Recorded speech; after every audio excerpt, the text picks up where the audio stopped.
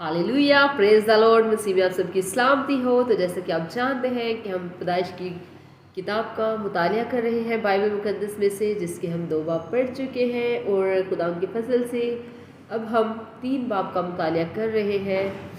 और आज हम तीसरे बाब की तीसरी आयत से लेके 5वीं आयत तक पढ़ेंगे और देखेंगे कि खुदा इस कलाम के वसीला से आज हमसे क्या बात करना चाहते हैं। तो खुदा के पाक कलाम में यूँ लिखा है, पर जो दरख्त बाग के बीच में है उसके फल की बाबत खुदा ने कहा है कि तुम ना तो उसे खाना और ना छूना, वरना मर जाओगे।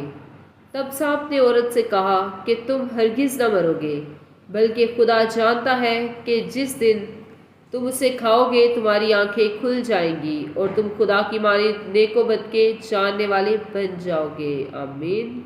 God bless you. खुदा आपको